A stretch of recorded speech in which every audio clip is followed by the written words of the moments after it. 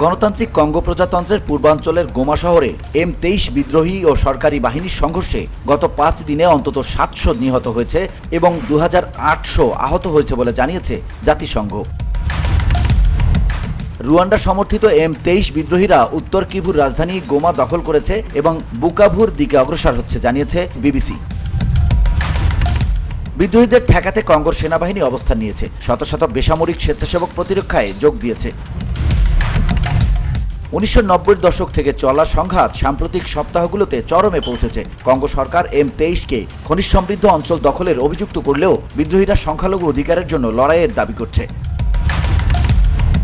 জাতিসংঘ ও WHO থেকে দেওয়া তথ্য মতে সংঘর্ষ আরও বাড়তে পারে। SADC দক্ষিণ আফ্রিকান ডেভেলপমেন্ট কমিউনিটি কঙ্গোর সার্বভৌমত্ব সমর্থন করেছে এবং সেখানে শান্তিরক্ষী পাঠিয়েছে। এদিকে কঙ্গোর পররাষ্ট্রমন্ত্রী রুয়ান্ডাকে দখলদার বলে অভিযুক্ত করেছেন, তবে রুয়ান্ডা সরকার তা অস্বীকার করেছে। VOD Bangla news desk.